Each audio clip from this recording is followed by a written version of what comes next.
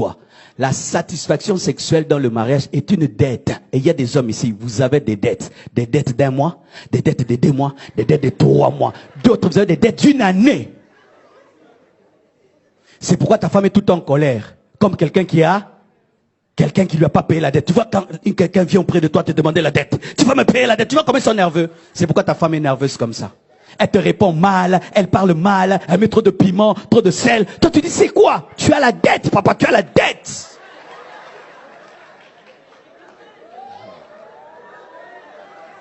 Donnez-moi la main. Souvent, nous, les hommes, nous parlons. Comment ça?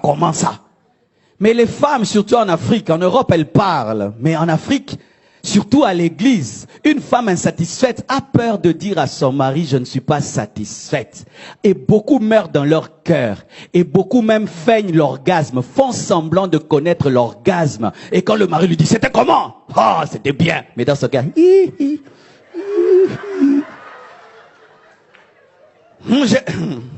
Maintenant, pour que tu ne te sentes pas blessé, frustré, elle te ment. Et non, tu es vraiment un mari. Mais un mari qui finit après 2 minutes.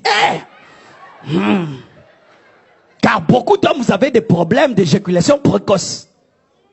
Mais les femmes ne disent pas. Elle peut être mariée, ça fait 3 ans, 4 ans. Elle n'est jamais arrivée, elle ne le dira pas.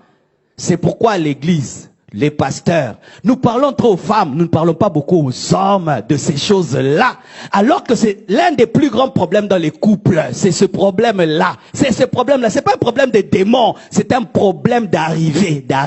Tu prends le bus, hein, tu n'arrives pas, le pneu est crevé. Plus d'essence, hein, tu n'arrives pas à l'arrêt, mais tu as payé. Tu t'imagines dans quelle situation tu te retrouves?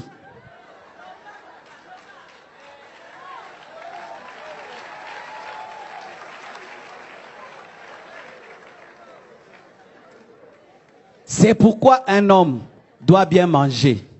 Papa, il faut manger. Et bien manger. Et savoir quoi manger. Et il faut faire du sport.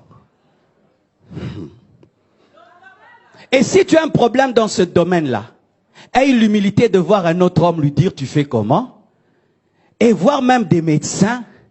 Et vous les garçons, chaste, converti à l'âge de 10 ans, marié à l'âge de 30 ans,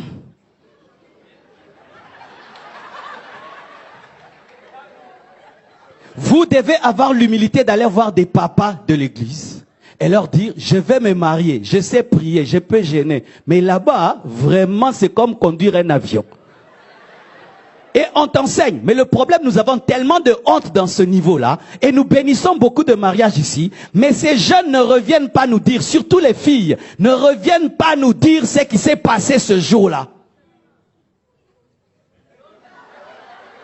Elles ne reviennent pas. Et on leur téléphone. C'était comment? C'était bien. Mais dans le cœur, une est venue me dire, pasteur, j'attendais, mais j'ai même pas décollé.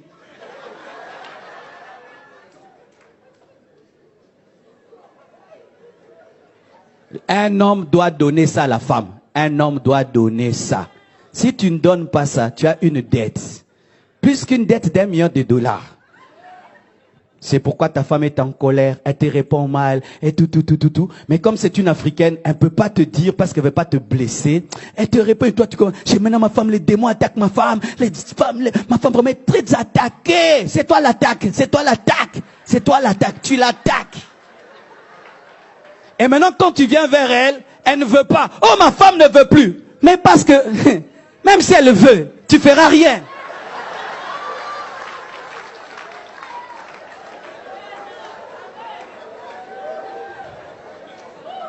Alléluia les papas.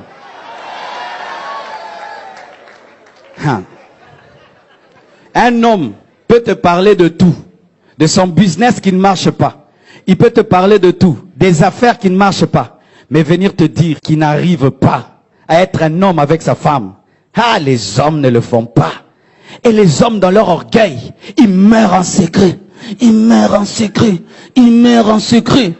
Et s'il est un homme de prière, il fait des jeûnes de 40 jours, de 20 jours. Il fuit la femme dans la prière. Tu penses que c'est la prière? Non, il fuit ses responsabilités. Il va mourir jusqu'à ce que la femme dirait un jour la vérité. Ça fait 15 ans. 15 ans qu'il n'y a rien eu. Oh, je suis pasteur. Ça fait 21 ans. Je sais ce que je dis. Je sais ce que je touche. C'est pourquoi, mon frère, si tu es célibataire, tu sens que tu n'es pas normal, ne te marie pas. Va d'abord être soigné.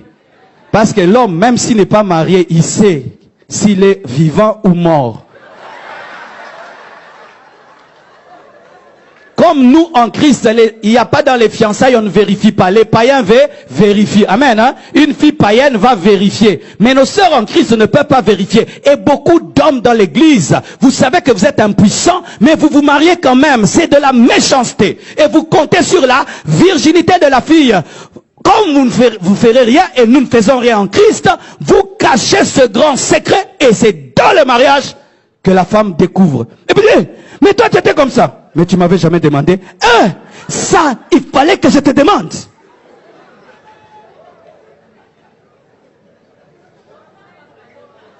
Non, c'est la vie de prière qui m'a paralysé.